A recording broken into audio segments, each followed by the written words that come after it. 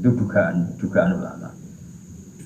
Nah, kepentingannya ulama hanya satu, jangan sampai ada orang yang protes kalau Quran untuk memahamkan orang, kenapa ada huruf-huruf yang tidak memahamkan. Sehingga ulama di kepentingan, tentu kepentingan yang baik, supaya ada analogi. Analogi itu kiasan bahwa seperti itu mungkin. Kayak kita ngomong tadi, saya punya teman cerita istrinya A sampai Z. Itu maknanya apa? Cerita detail. Sementara A sampai Z ya tetap potongan huruf yang tidak ada maknanya. Jelas ya? Jelas tenang tuh. Ojo kok kakek malas berpikir terus Yasin, Allah alam ora roh. Lan aku ya ora roe gak Yasin tok, sak terusé yo ora roh. Wah, gayamu ora roe Yasin tok. Kalau Yasin hanya Allah yang tahu. Memangnya roh liyane Yasin. Saya tak bedheki ya yo. Wakilal yawmanan sakum kama nasitum liqa ayyamikum hada artane apa? Kan yo padha niku apa alam. Lah aku ya super apa alam, ora kudu apa? Ya sih. Oh, modelnya aku tak goblok untuk justifikasi, modelnya itu. Kembali nasibnya orang gak ada yang tahu. Ya masuk gue tak takut halal haram juga. Potongan roh itu bakat, nopo. Saya ulang lagi ya, jadi penting ya. Yasin, Toha. Tapi kalau siapul kalamnya itu tentang Rasulullah, yaitu tadi Yasin dan Toha, tentu saya milih Kanjeng Nabi. Karena terusannya innaka laminal bersalin dan dalam Toha ma anzalna alaikal qur'ana litasqa. Terus keempat, tadi saya sudah mengatakan 3. Tadi kita soalnya ngalim keren-keren. Keempat, bagaimana sing di pondok ke darah ini murid alim. Senajan toh kopi paste, pokoknya bebo alim. Oke, siap. Keempat kemungkinannya begini. Bahasa Arab itu kan ada abajadun, hawazun, hatoyakun. Bisa apa lagi? Ayo, abajadun, hawazun, hatoyakun, lamanun, sa'afasun, korosun, takarwoda. Bejada apa? Soalnya A berapa? Birahin? Ji, sing dikudukun tuh kan abajadun itu ditulis yang haikal itu. Ini kalau rambut cerita langsung lurus kan? Apa namanya? Terus apa? A berapa? 1, ba 2, ayo terus no 0102 terus. Abaja gak terus nak tok berarti bro. Abajadun hawazun, abajadun hawazun, hato to berarti 9 ya, hato ya 10 ya, kun 20 terus singhal ya, hato ya kun non saab abajadun berarti bro papat abajadun 5 ya. Oh berarti mau berapa? Tok songo ya, tok songo 5 leres gitu. Kok mamang Mustafa mesti menang, bab itu kan dia menang. Dan aku tawakal langsung gelem. Berarti tok itu songo ya, 5 berarti berapa? 14. Sehingga nah 14 itu cara ilmu falak dianggap ibaratun anil badri, no? Maka wayahe napa? Bulan purnama. Bulan purnama itu kan 14, 15, 16. Jadi awalul badri sing kecelo ayamul bid. Itu pira? Nah, umumnya pas sing bid itu 13 apa 14? 13. Sampai sing karupan 14 itu. 14, 15, 16. Nah karena Nabi itu adalah badrun, ibarat rembulan, terus dianggap aja Toha itu 14 itu berarti awalul badri. Maka tamamul badri itu 14 kalian itu 15. Iya, terus orang ulama sing carane mengkaitkan Toha maknane Kanjeng Nabi mergo anta badrun anta samsul. Nah sama nak takok Gus kok ora milih 15. Iku sirinya gini, jadi tanggalan itu sing 14 mbek 15 sak mukhtalaf ae. Engko anggere nasibe 14 ana sing darani 15. Sing 15 nasibe ora didarani 16 atau 14. Kok bulan itu sing mukhtalaf ae. Tapi jelas kalau awal apa mudawwar, awal apa sempurna itu mulai pinter sekawan welas. Mulane sekawan welas 15, 16 mulai jumbo itu kayak 14 yang mirip 15 yang mirip 16. Paham ya? Terus ada yang cara ngitung itu begitu. Makanya ketika Nabi baca Hamim, Ain, Sin, Qaf itu orang Yahudi kaget. Ama aka ya Muhammad asqalu min hadza. Apa kamu masih punya ayat-ayat yang lebih dahsyat ketimbang ini? Terus dihitung Yahudi. Hak berapa, men berapa? Hadihi umru umatika. Ini hitungan nanti umur umat kamu sekian. Umur dunia kada sekian. Jadi makanya selalu ada yang berani menafsirkan apa? Awailus. Tapi itu kaul-kaul yang tentu tidak pakem. Nah, sing pakem mesti bener ya wawahu. Lah aku iku makome milih sing paling mesti bener. Jadi makome dhuwur, paling bener ya paling goblok. Paling bener. Mergo nyatane ora Yasin ya kowe ya wawahu. Lah, gayamu koyo ora roh Yasin tok. Liyane Yasin ya ora. Jadi kalau tak takoki, piye cung artine Yasin bahwa alam Gus. Bareng tak takoki, awalam yarul ladina kafaru annas samawati wal ardu kanata ratqan fafatahum majabe yo. Wah. Jadi kayakku super wah. Mulane Allah sayang itu. Saking sayangnya goblok diterus nomor kok wis sayang mengira. Jadi ora perlu pinter. Kok nak pinter malah menurut akal saya. Itu mari sombong. Atau digoblokno terus muni wawahu. Ana sing gitu, paham gitu. Timbang mau luhur atau goblok sopan. Sombong dosa, sopan iku apik. Berarti goblok. Lah aku bila sampean orangnya yakin ya. Aku yakin ngarepe pangeran. Mergo aku pengagum pangeran. Pangeran nggih barang goblok ora gunane. Mulane kula dadi wong pinter tapi sering istighfar. Tenan lho kan, aku kowe alim lah sering istighfar. Mergo kadang-kadang mulane kula nu termasuk wong alim sing jarang terima fasilitas. Mergo aku izin ketemu pangeran. Ya jale misale Ruhin mondok. Misale kan mondok, meskipun ora terjadi. Ruhin mondok 16 tahun hafal Quran ruangnya. Terus juara nasional. Juara tahfidz nasional Ruhin. Keriting gendut. Umur 16 cek imut-imut. Engko ujung-ujungnya apa? Rumakno. Untuk hadiah umroh, terus uang 1 juta. Oke itu baik, dari segi syiar itu baik, tapi tetap statusnya mendapat. Ya statusnya, sehingga bisa saja kita dimintai tanggung jawab apa. Ke hafal Quran tak paringi gampang, untuk umroh, untuk duit. Apa yang kamu lakukan untuk Quran? Ternyata dia ngapalkan untuk lomba. Semuanya untuk lomba dan untuk mendapat. Ketika kancamu sing goblok, Quran rapal, kitab ora alim. Wis urip ning Gunung Kidul, mung berhubung melarat kan urip ning Gunung Kidul. Berhubung ora juara nasional yo ning Langgar Penceng. Tapi akhirnya mulang Quran dah cili-cili. Sono bocah iso maca Quran ya sebab ini. Ada pengajian Quran sebab ini. Karena dia ada juara nasional.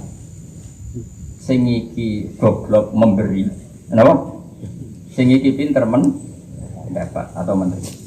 Sing paling tak wedeni dadi wong alim.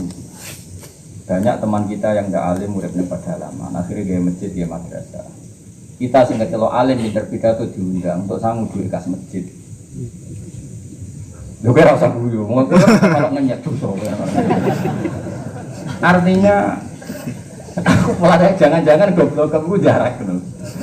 Karena ingin memberi, tidak ingin memberi. Karena aku tetap hormat. Hormat banget, rasanya hormat banget. Maka hidup ini, makanya kalau suwun, siapapun yang alim itu menjaga diri dari mendapat. Tapi cukup terus gedeng pengajian, yuk, uripe masjid itu ada pengajian. Tapi kiai ini kudu wiki. Taruh saja misalnya, dia harus tahu kalau misalnya dapat sanggup 2 juta, harus langsung dizakati. Orang sangat ini tahu, karena potensinya uang ini satu, kalau ilmunya dia manfaat, mungkin seimbang ilmu manfaat untuk orang juta. Tapi kalau ilmunya nggak manfaat, dia harus zakati. Ya, zakati apa saja. Jadi masjid juga orang juta duit semen, tidak ada masjid yang lebih apa nggak urip atau tidak ada pondok. Ya, apa yang penting dizakati. Gue pribadi ya zakat dari, gue anak bujurnya zakat dari. Jika ulama dulu kalau zakat itu ada yang sampai 50%, ada yang sampai 2/3%. Makanya Saiban Ar-Ra'i ketika ditanya, zakat menurut kamu berapa? Dari Saiban Ar-Ra'i, ya zakatnya wong khawas atau wong am? Wong khawas. Ya wong khawas bisa 100%, bisa 50%, bisa 80%. Karena tadi dia takut hisab.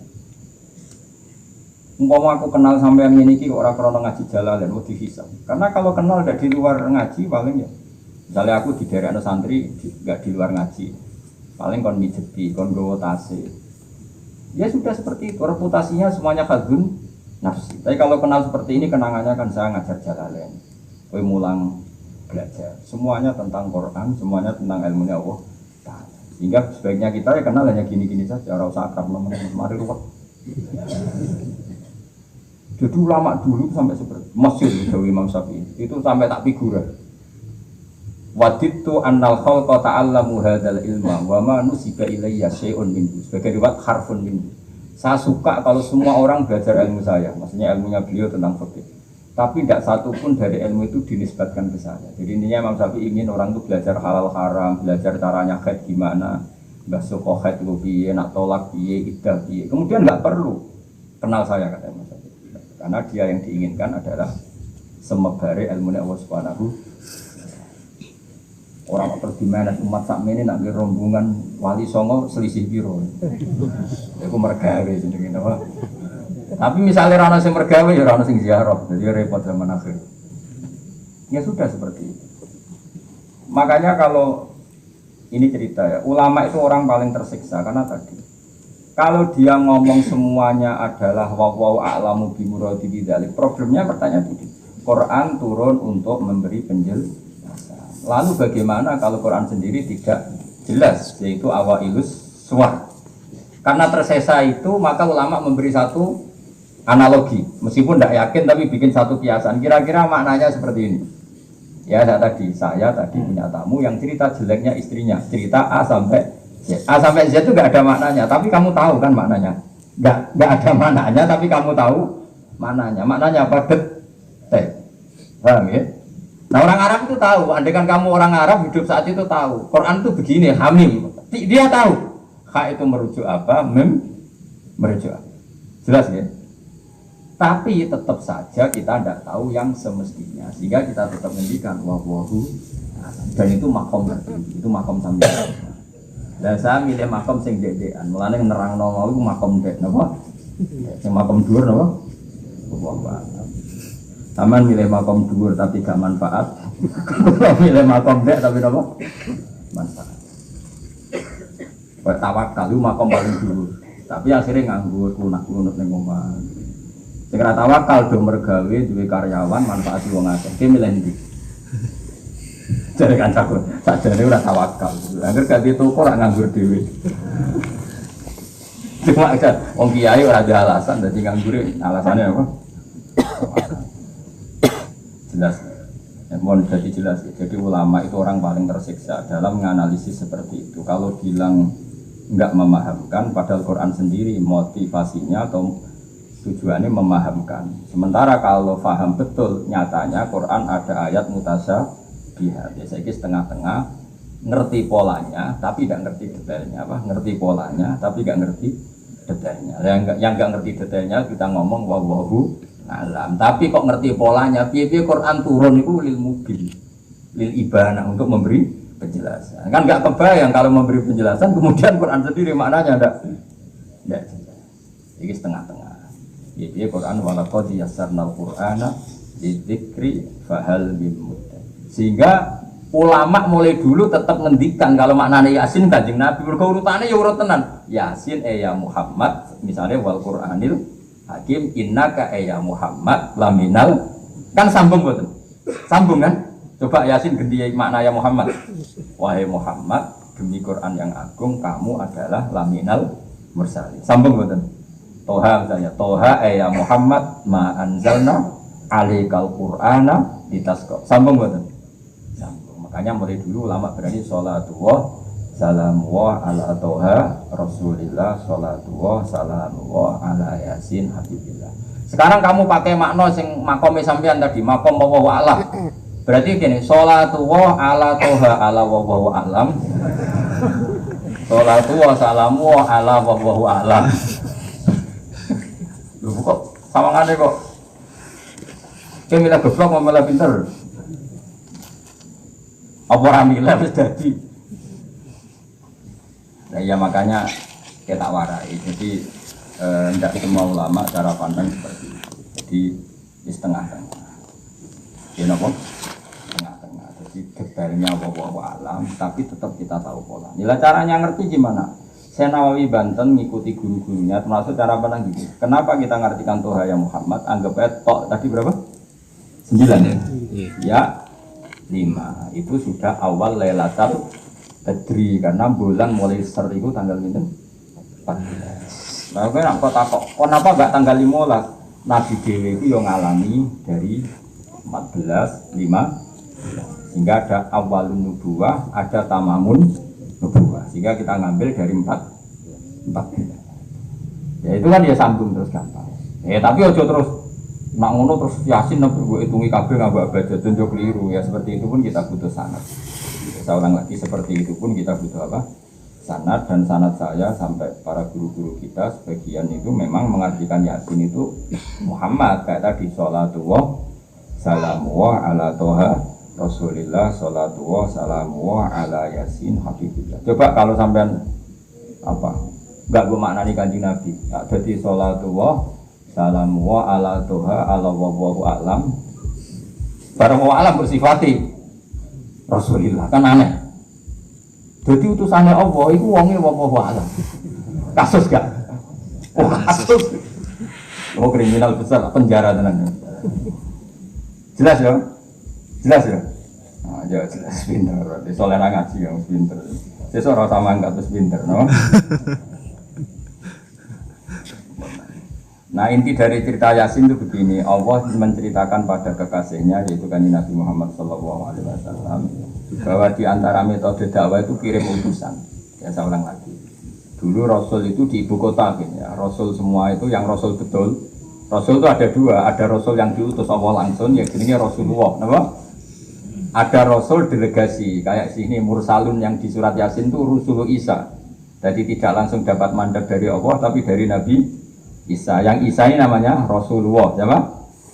Lah yang utusannya Isa jenis Al-Mursalun, tapi Rasulu Isa. Jadi utusannya Nabi itu menunjukkan ini makanya kita sering kecolongan gara-gara itu. Sekarang tuh banyak kiai sentral yang nggak punya apa ustadz ya atau kiai binaan di kampung-kampung. Makanya sekarang banyak kecolongan, banyak orang alim di daerahnya tapi dia istilahnya sekarang di Menara Gading, tahu-tahu di kampung-kampung pedalamannya diserang aliran sing aneh-aneh. Karena ini tidak punya utusan untuk meluruskan ahli sunnah apa?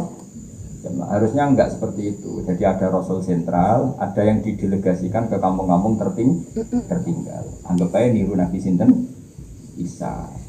Kayak Rasulullah juga gitu, beliau di Madinah, tapi Sayyidina Ali Mu'ad disuruh ke Yaman. Kita tahu kan? Mu'ad, Abu Musa al-Asy'ari, Sayyidina Ali disuruh kemana? Yaman.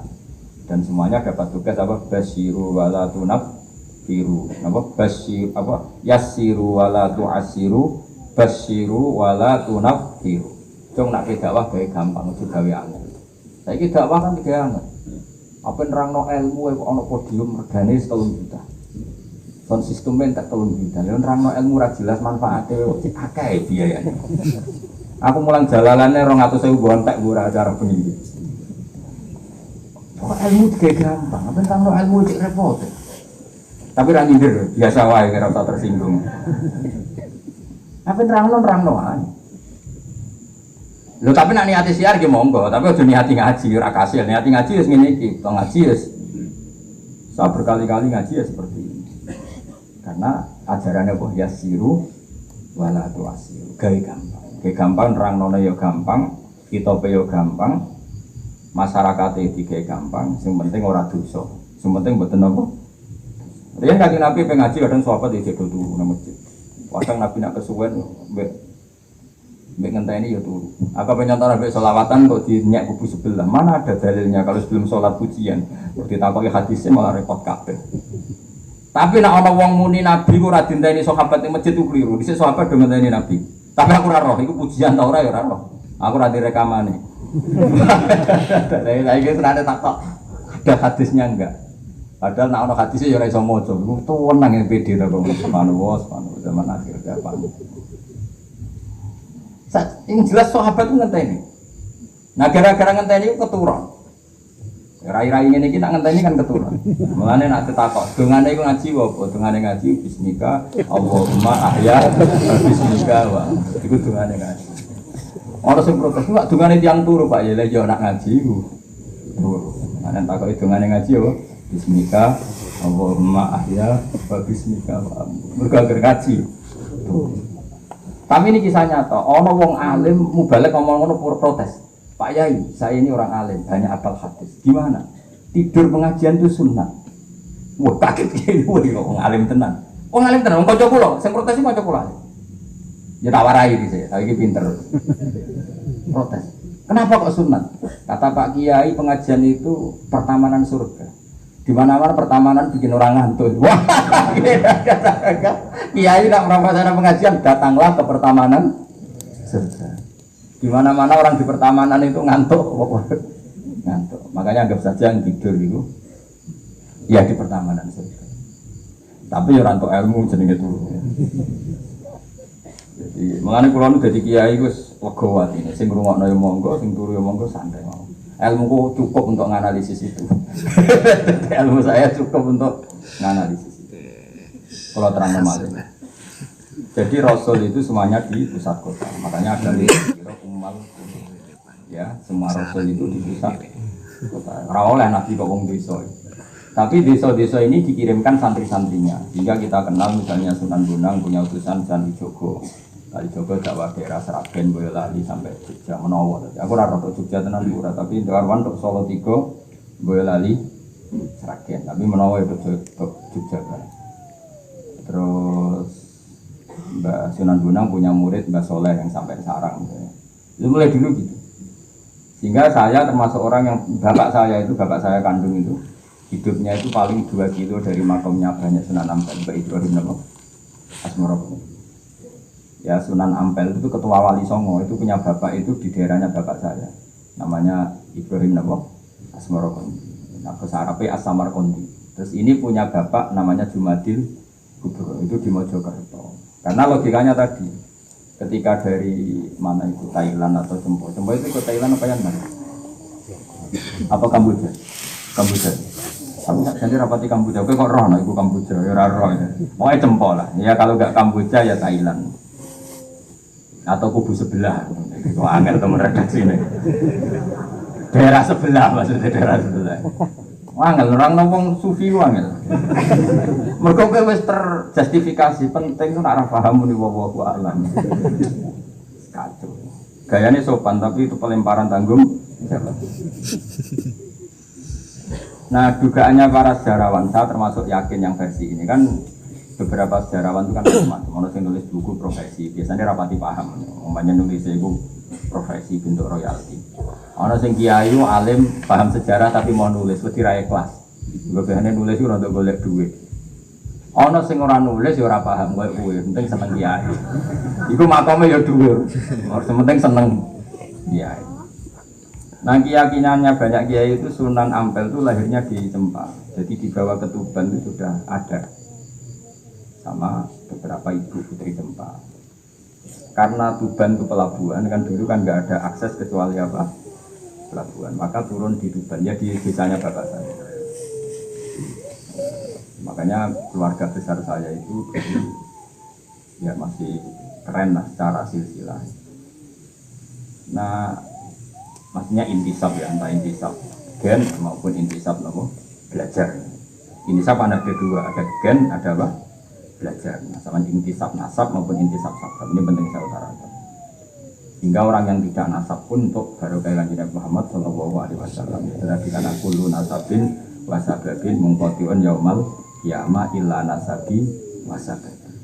Jadi wong sing gagal nasab niki itu iso intisab Nabi lewat nasab sebab. Yaitu napa warasatul ilm apa?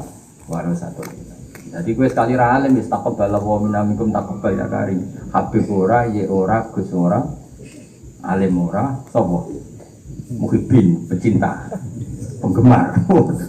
Kayak selain itu ono penggemar.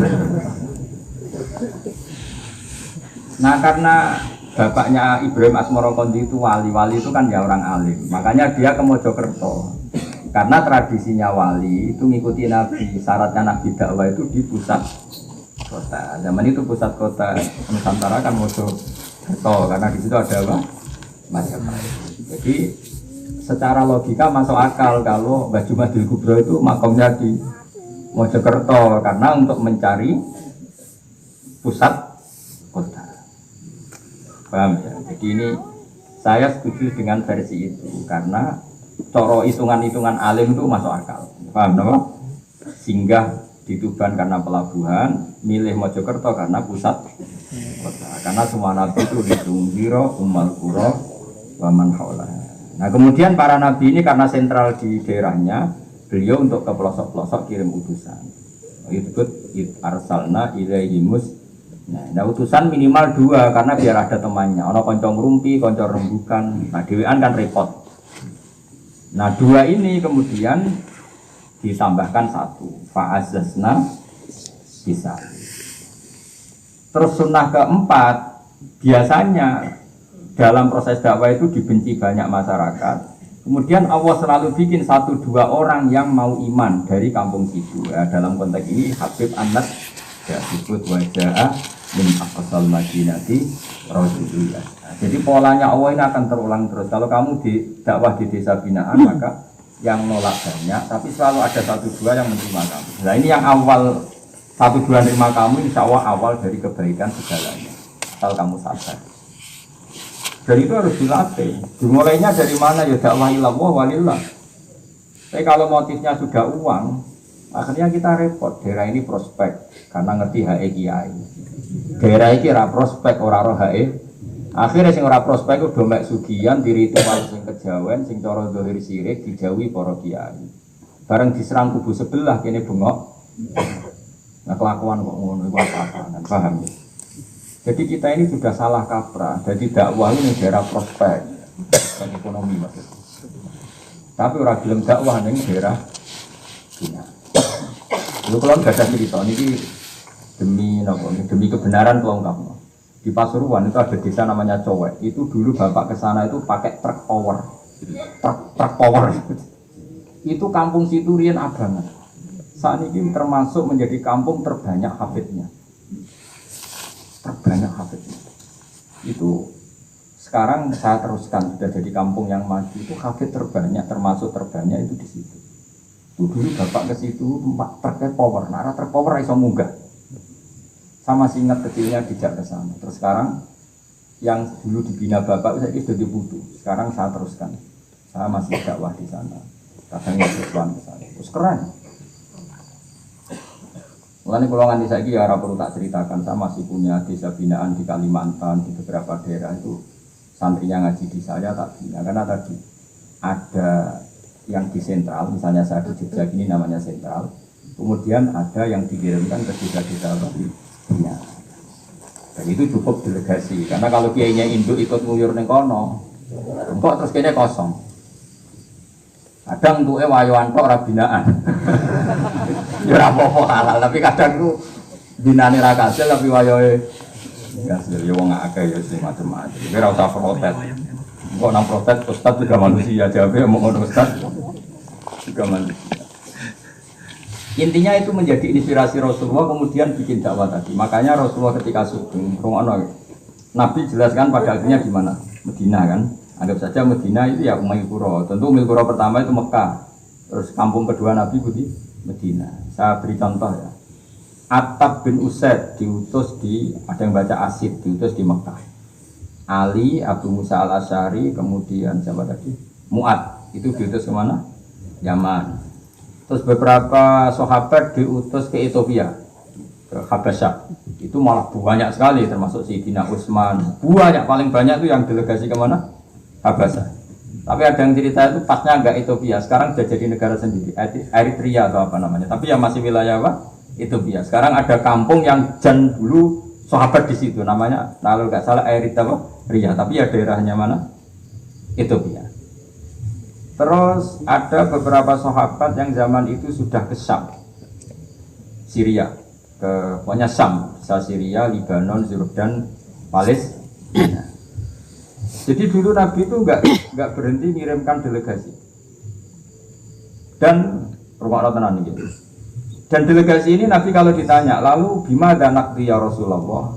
Lalu ketika saya ada dekat jenengan, kalau ada orang tanya hukum itu saya pakai apa? Kata Nabi ya kitabillah, kamu panduannya ya kitabullah. Kalau enggak, bagi sunnati Rasulullah. Kalau enggak, al-khikil asbah bil asbah wan nazir bin nazir.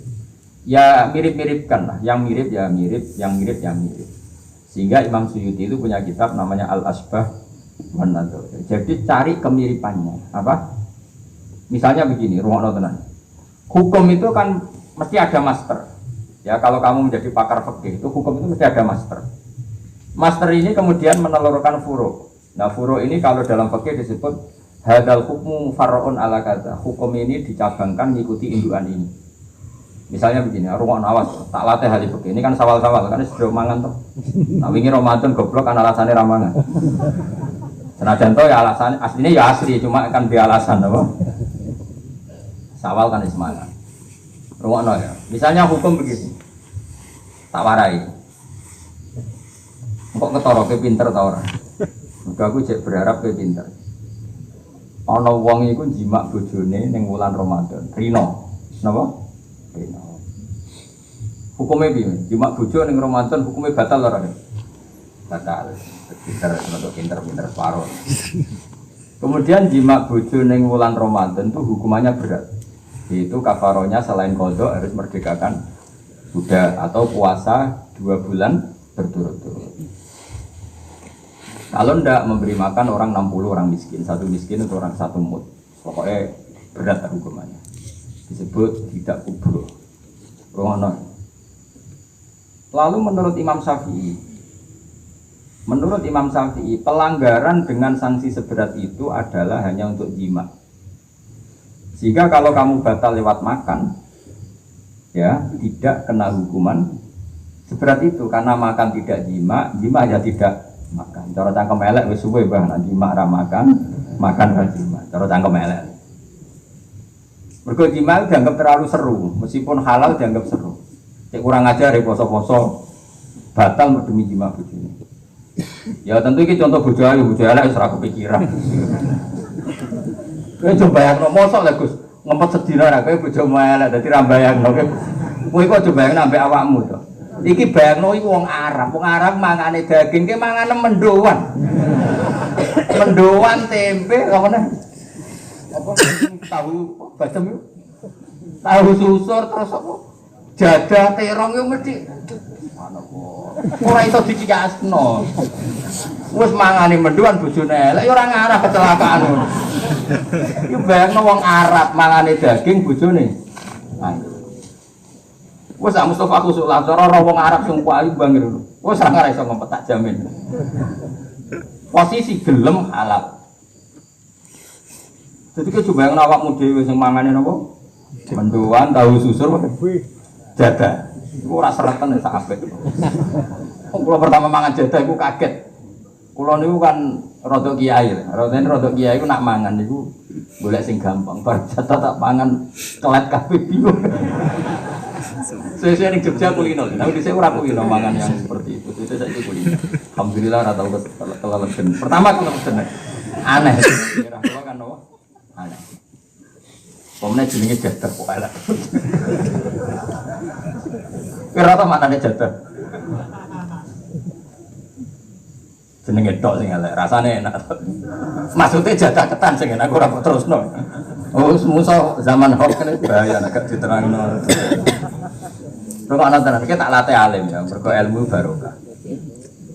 Kula nu untuk barokah ulama-ulama sing murka pundhut maupun sing ijek sugeng. Sehingga dari Imam Syafi'i ya jima itu tidak makan itu tidak jima. Oke, kita setuju.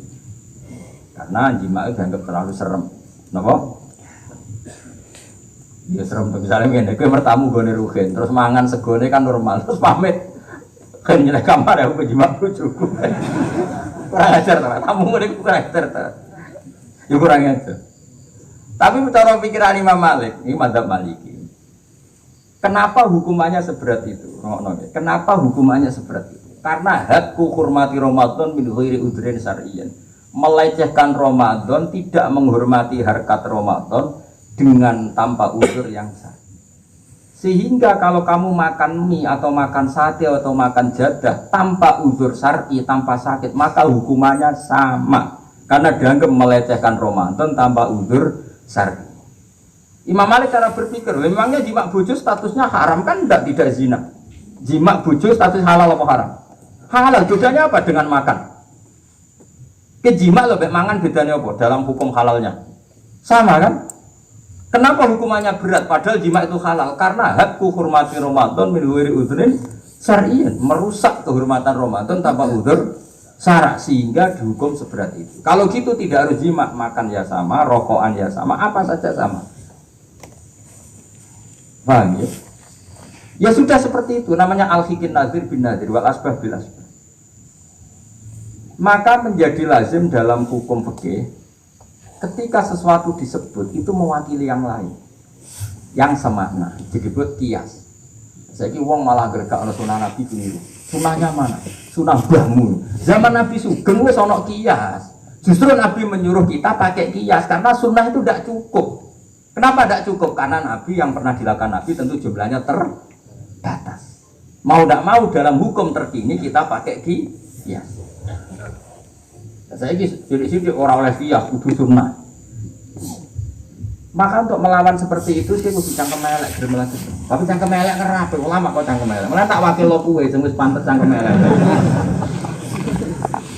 Kalau di murid cangkem elek kan, wis kok kowe ngono maksudnya.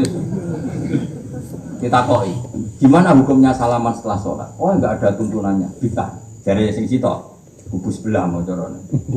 Jare sing santriku ya rada kurang ajar kok kowe ini. Jare santriku, ya enggak usah dihukumi bid'ah, biasa saja. Mana ada di fikih hukum biasa saja? Ya pokoknya biasa saja. Alasannya apa? Kamu setelah sholat ke kamar mandi boleh enggak? Boleh. Kamu setelah sholat kencing boleh enggak? Boleh. Ke kamar mandi kencing boleh. Lalu nyalakan HP boleh.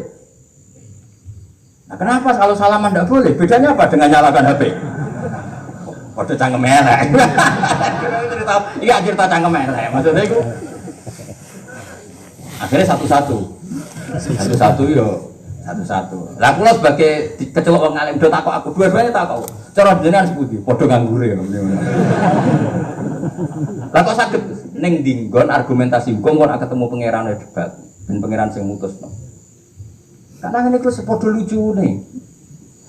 Padha lucune lho padha nganggure debat ngono lah opo. Nek wong para pangeran bar salat ben muya ya muya timbang muya ning masjid. Sing kepengen salaman nggih monggo salaman. Ora mbek wong ayu mbek Rugen Mustofa ngono. Ape sahabat nang padha. Ya monggo. Sing ape jagongan nggih monggo. Biasa wae.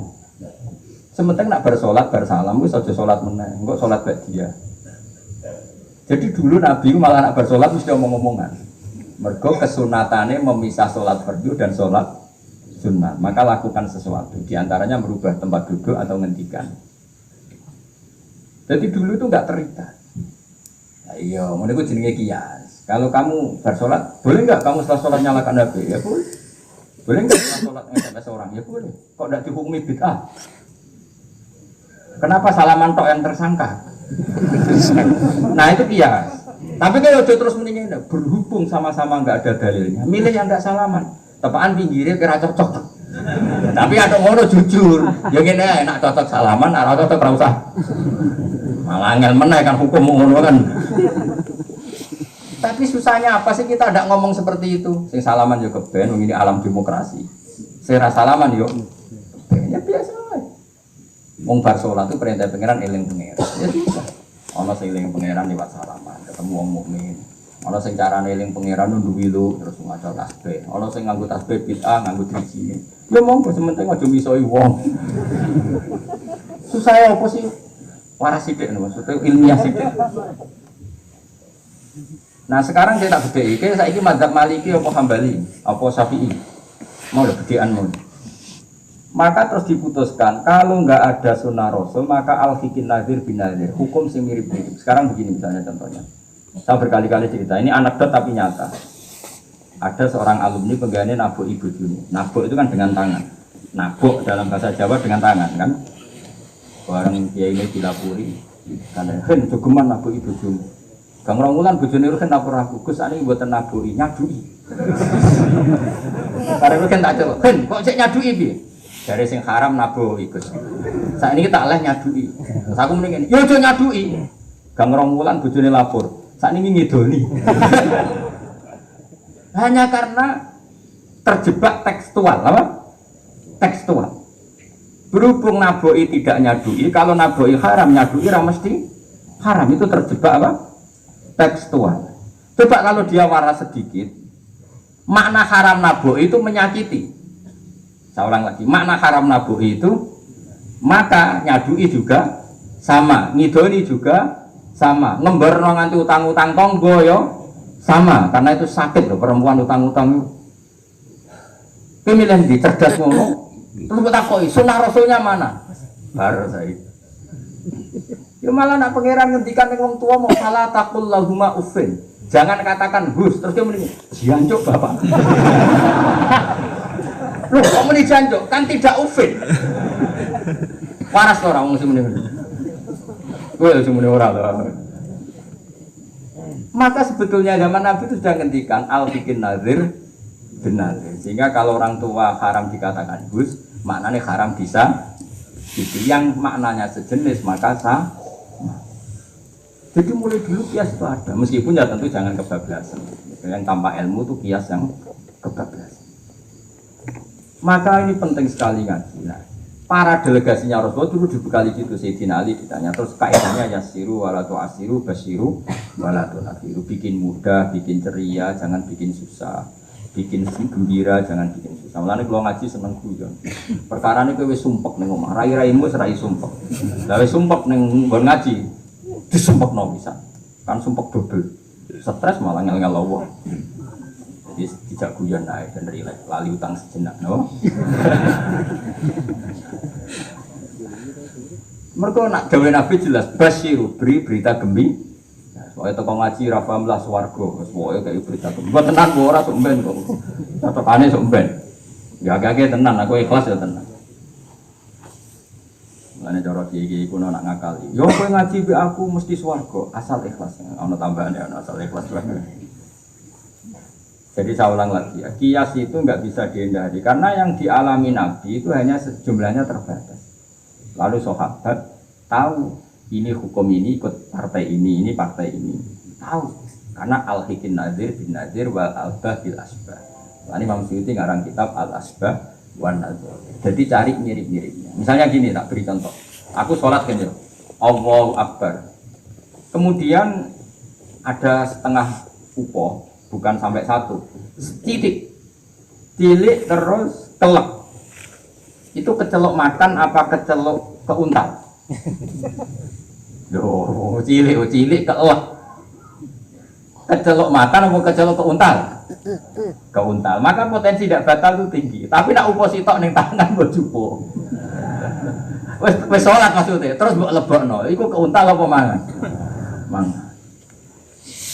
Jadi akhirnya kita bedakan mana yang amdan, mana yang sahwan. Sehingga yang amdan meskipun kecil, hukumnya makan. Kalau makan berarti membatalkan sholat. Tapi ning bab tamu, sholat itu batal dengan makan. Tapi ning bab tamu, cung tamune kayak nomangan, tamune kasih makan. Terus pokoknya uposito. Ini di bab sholat sudah makan namanya.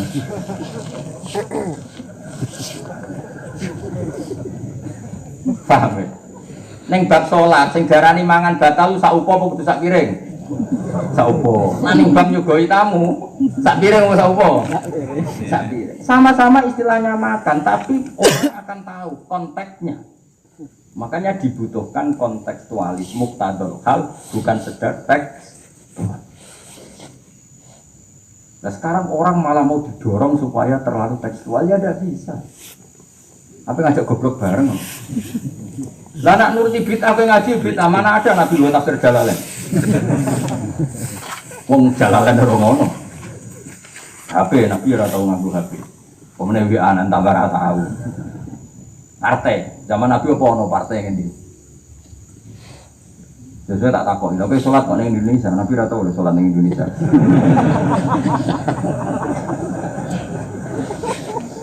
Malah panjang kan kalau diterus-teruskan. Maka kita hanya ngambil Nabi ku sholat itu sujud ning Allah Subhanahu. Maka yang penting itu sujud. Nabi ketika sujud itu baduke sak ngisore aliyah, sak ngisore bokong. Maka syarat saya sujud itu dari ulama-ulama bokonge kudu sak ndure badu. Oke. Tapi tentu itu contoh kondisi normal. Lah saiki misalnya ana wong sujud delalah nggone ndas iku tingkat. Tetep sah ta ora? Kaya sujud ning gone daerah-daerah sing kaya ning Arab kan supaya haji sujud ning bokong. Ya sudah, jenenge darurat itu tidak kondisi normal, selalu istisna dalam keadaan darurat. Makanya ketika Imam Ghazali saya masih ingat betul. Umumatus syar'i makhsusatun bimana qalahu ulama uddin wa palo. Nek ben darani wong alim, utawa ya alim tenan, utawa ibu pokoke penting hafal to. Ya umumatus syar'i makhsusatun bimana qalahu ulama uddin. Atau gimana kolah ulama Islam. Sesuatu yang umum dalam redaksi syariat pasti ada istisna. Yang ulama itu tahu istisna itu pengecualian. Misalnya begini, saya ngomong gini, nyekel bojone wong haram to ora? Jawab ya. Jawab ya. Nyekel bojone wong haram to ora? Haram mutlak apa ono pengecualian? Haram mutlak. Kemudian ayo kan tambah haram. Haram. Tapi tetap meskipun itu tidak diungkapkan ulama, semua ulama ngendikan nyekel bojone wong haram, haram besar. Ya selain haram rawan dibaca di nomor dulu. Ya haram plus rawan dibaca. Tapi misalnya terus berdasar pegangan itu, sono bocah ayu pelintir yang selokan. Terus bebaro. Oh bebaro kan haram Gus. Ya mati lah dul. Meskipun tambah istisna, orang tahu dalam konteks seperti itu tuh pasti istisna. Paham ya? Ad-darurat tubihul, maka harus kamu selamatkan. Lah anak selamat kok ijek mbok cekel iki. Itu mulai batas gitu. Meskipun takbirnya tadi haram memegang perempuan, haram melihat perempuan. Ada aturannya. Maka ulama kemudian membuat beberapa pengecualian. Haram melihat perempuan kecuali untuk kesaksian, untuk mulan, untuk mergawe. Untuk mergawe kalau orang soleh lah, nak haji, film ragilum nggak pramugari. Kan kalau ada pramugari Pak Mustafa jenggoten. Kepengen uang Melayu dong. Film ragilum kan dia juga pramugari, tapi ya sekadar muamalah. Nah saya itu orang canom nakal. Gus kulo dulu cawe itu, tapi muamalah ngopi, waduh itu perkara. Sing muamalah ngopi ngene lho, ana kiai saleh lunga maro Jakarta, kepengin ngopi terus mandek, kebetulan bakule ayu, lha iku halal. Mergo niate ngopi kebetulan bakule ayu. Nah kowe kan mbok bidhe, mana bakul sing ayu. Terus mbok parani, ya iku beda. Ya, dadi beda wae. Nak kepengin halal yo. Kowe iku maro Jakarta, yo. Gak pilih-pilih terus ngantuk ngopi, kebetulan bakule ayu.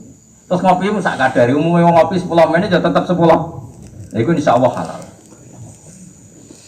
Tapi nak aku bidik sekian titik. Terus kamu menentukan arah ngopi di mana. Itu masih muamalah ya tetap. Ya terus nodi. Jadi itu beda. Karena tadi umumatus syar'i makhsusatun bimana qalahu ulama.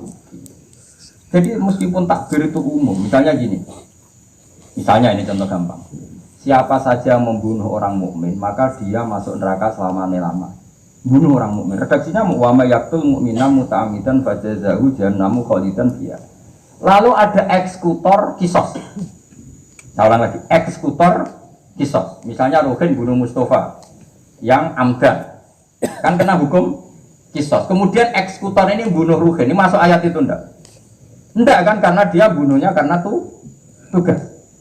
Padahal ayatnya tadi siapa aja yang membunuh orang mukmin, padahal eksekutor juga bunuh orang. Tapi kan nggak bisa masuk itu, paham ya? Terus ada lagi contohnya, kita alatnya fakir, ben pinter, ya ben pinter, atau ibu pinter, gak apa-apa mantas sababi komen bahwa ibu pinter, insya Allah ditulis pangeran ibu pinter, pangeran gampangan, pangeran ora partai politik, husnudonan gampang pangeran. Jadi orang wong ibu soleh ya ditulis. Bukan karena Allah nggak tahu, piro-piro sing dia ibu wong soleh. Nah si ibu katokan cekak nih wong barat malah repot menurut paham. Misalnya orang wong ralim kok serbanan kayak protes, apa-apa. Nah ibu wong barat katokan tok malah repot. Terus ngono aja makome cek ngono mau. Contohnya, jupuk barangnya wong tanpa pamit haram tau ora? Wes yakin? Saiki ana buajar gedhi terus sing iso nyelametno iku debok pohon pisang tanggamu. Terus kowe haram nek gak pamit. Mbok golek wong ora ono banjir-banjir. Kowe sedeng mati. Iku wajib ngetok tanpa pamit. Sing duwe wajib ngekeki izin suatu saat konangan iku.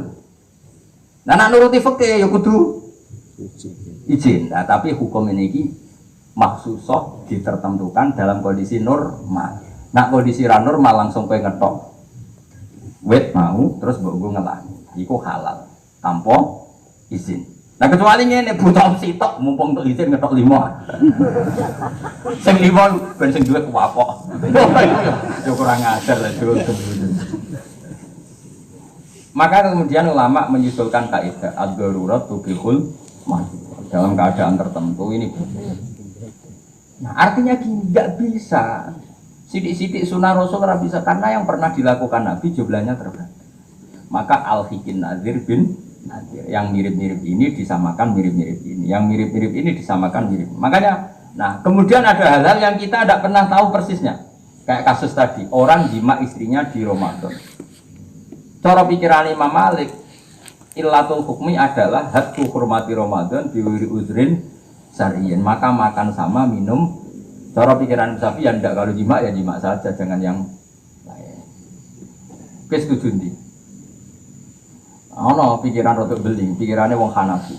Khilaf itu rodok beling. Rodok beling ini, misalnya kayak poso-poso kok luwes banget. Moka wedi kena hukuman itu. Tapi kayak Hanafi ta Syafi'i ya ngaco. Apa ya rasa Syafi'i ra Hanafi, modho ora paham ya kok. Hanafi apa Syafi'i? Syafi'i apa Hanafi? Kan benak tak cilik milih sing guri. Ayo Syafi'i ta Hanafi? Hanafi ta Syafi'i? Bulan Bali iki cek Syafi'i. Nah, cara orang Hanafi ngene, kowe nak lesu banget kan. Kowe mokak langsung wedi apa? Kena sanksi berat. Cara Imam Hanafi, khilae kowe lunga. Dadi lesu tak. Iki awas iki nang beling. Langsung dhewe berarti beling kabeh sing aja. Allah masuk seling puan Gus Bah. Kan aduh. Nak ndelok penyanyi dangdut kan gak untuk rukhsah. Karena rukhsahnya syarak hanya untuk taat. Jadi nak niat ndelok dangdutan kan gak untuk rukhsah. Wah, Allah masuk banget. Cara ngene kan, wah sowan Gus Bah. Karena sowan kiai kan ibadah. Nah, ketika kowe niat sowan iku wis musafir. Musafir wis ning giwangan ngopi. Iku khilayo. Tapi kok ya pengiran tetep perso. Iku kabare ngene, wis kabare. Sampai nang bun rokok dilebokno tong. Sampai malaikat ditendang. Tong. Protes. Lah kula boten ate dosa kon bun rokok, gak nglebokno tong.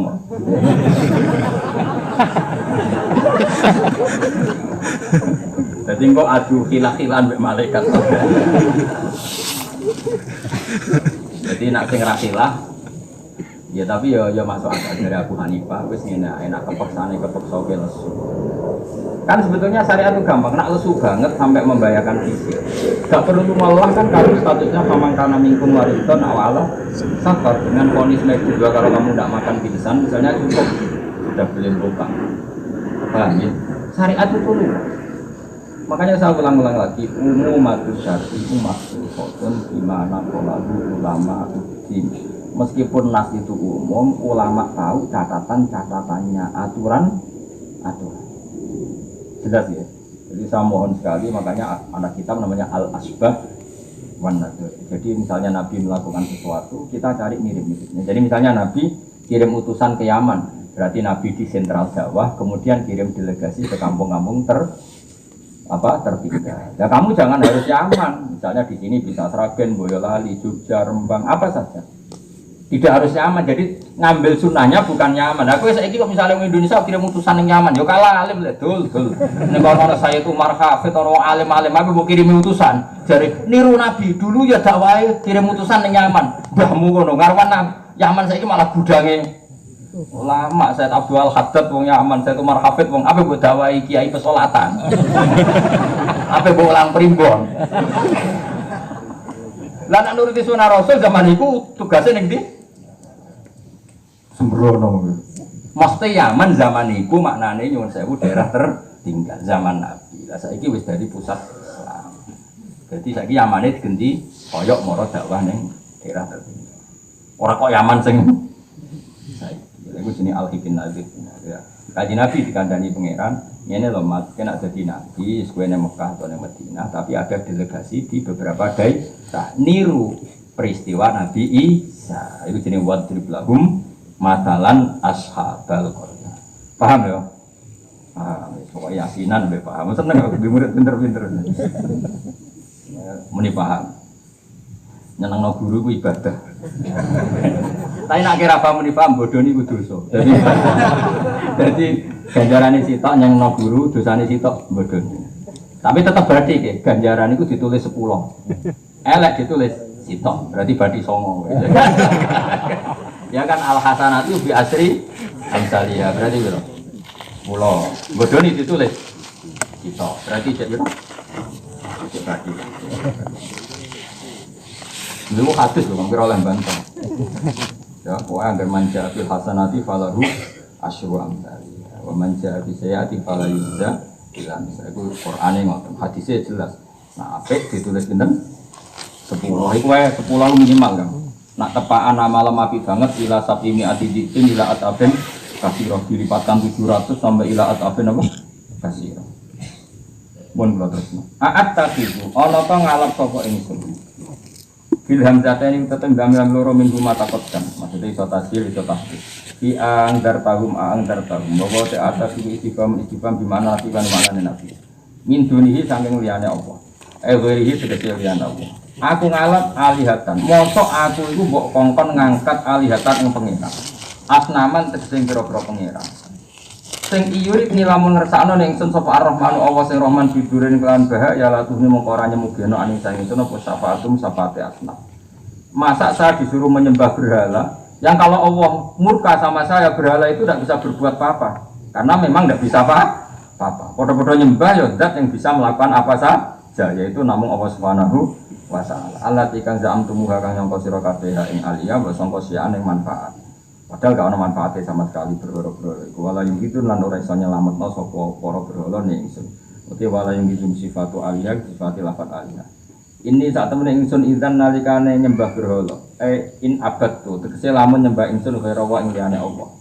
Iku lafi dolalin, iku ing dalam kesesatan mubinin kang jelas bayine jelas. Kalau saya menyembah selain Allah pasti sesat. Karuan menyembah liyane Allah mesti sesat. Ini saat temen ingsun iki dawuh Habib An-Najjar. Ini saat temen ingsun amantu iman sapa ingsun biro bikum lan pangeran sira kabeh. Fasma'u mongko ngrungokno sira kabeh ning ingsun. Ini bukti ya bahwa kebenaran itu harus dimaklumatkan ya. Jadi kebenaran itu harus apa dimaklumatkan karena ketika Habib An-Najjar sudah benar, saya iman kepada Allah. Allah adalah yang Tuhan hakiki. Fasma'un dengarkan ini. Karena semua kebenaran harus disampaikan. Jadi enggak boleh kebenaran dirasakan diri sendiri. Makanya kalau komodo jalalan yang tak sampaikan lewat ngaji seperti ini karena menyimpan ilmu itu dosa. Sampai tinggal menerima gak paham buang kuning orang ngrungokno ora paham. Paham ya? Alhamdulillah. Mungkin kalau amatur pengiran Gusti pun do paham alhamdulillah. Ini satu meneh ingsun aman tu iman ingsun pira bikum lan pangeran sira kabeh fasma'u mongko ngrungokno sira kabeh. Ya seperti ini.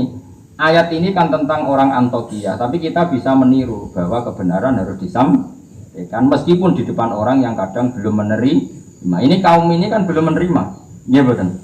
Toh tetap disampaikan. Oh kalau gitu kebenaran harus disampaikan meskipun pada kelompok yang kadang tidak menerima. Enggak apa.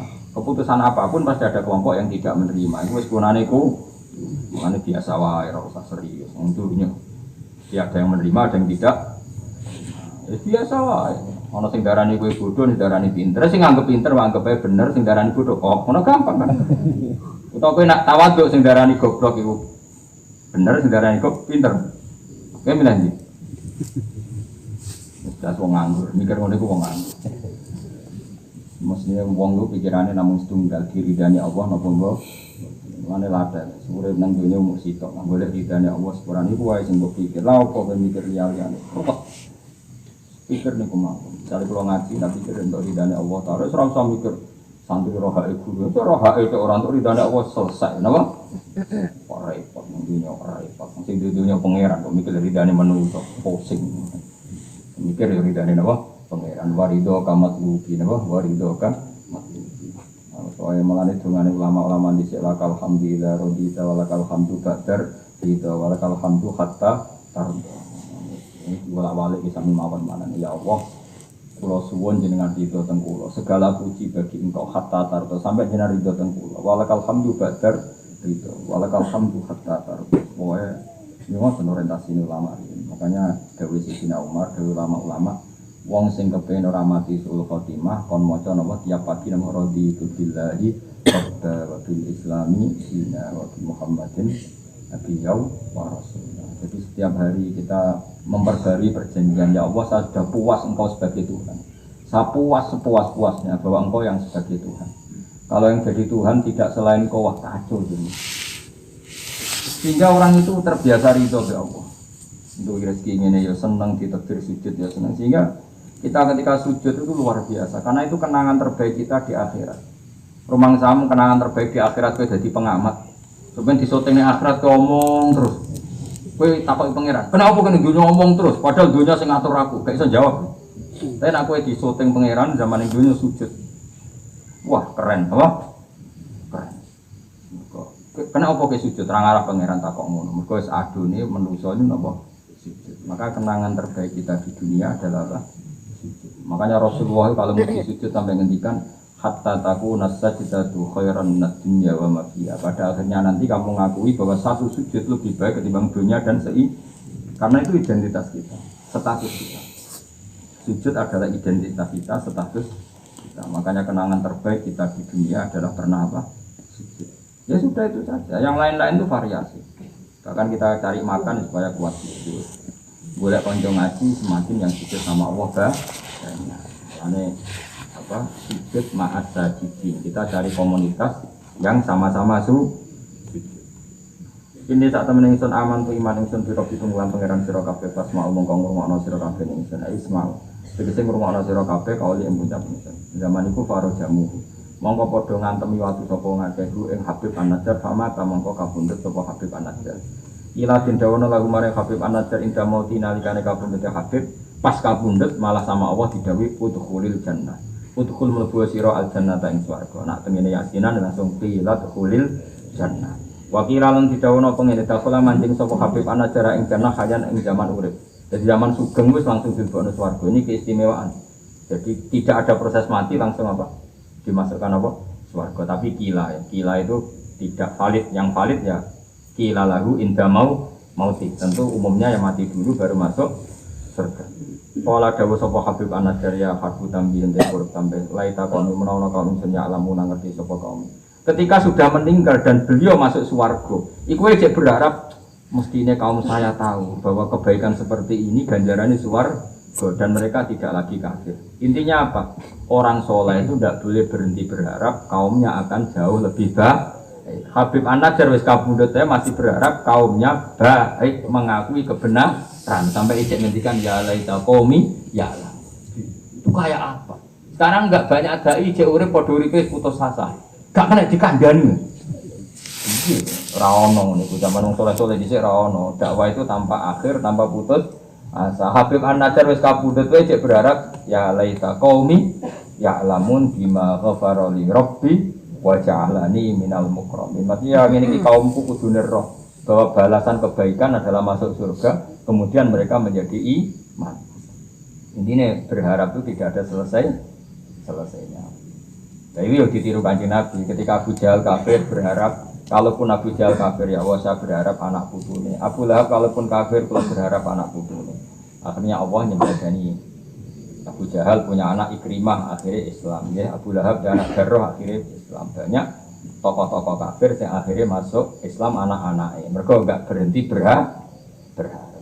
Orang Jawa ora kena bapaknya kena nopo anak, era kena anaknya kena putune. Karena kebaikan enggak boleh berhenti. Misalnya Indonesia ini kurang baik era sekarang, mungkin era anak kita lebih baik, era cucu kita lebih baik.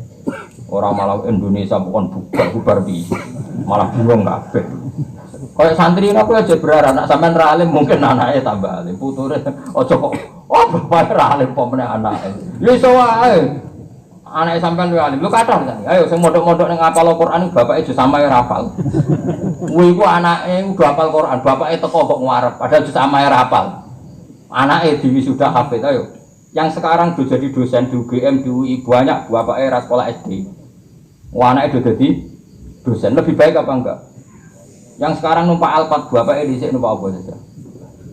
Bisa. Tapi nak ngalim jangan rada angel, tapi kan bisa. Bisa itu mungkin. Mungkin itu bisa, paham ya? Pokoknya jangan berhenti berharap. Keren tak agama. Habib An-Najjar itu wis mati, wis kapundhut, mlebu swarga iku cek berharap ya leta qaumi ya alam. Nah ini jenis al-hikin nadir bin nadir. Kita ngambil pelajaran ini bahwa orang soleh itu tidak berhenti berharap akan kebaikan umatnya, kebaikan kaum. Paham? Oh paham, soalnya udah pinter saja. Ya leta qaumi ya alam, nak ngerti sapa kau. Seneng di murid pinter seneng. Sesuai kayak TK, paham? Ya justru apa itu kok TK? Karena itu so. Bima klan perkara karo kang nyepuro limaring ingsun sapa Rabbi pangeran. Kaumku ngerti bihufroni klan penyepuranane Allah. Baca aralan gawe sapa wong ingsun minal mukramin sange wong sing dihormati. Maksudnya wong mlebu swarga dadi berstatus orang yang sangat terhormat.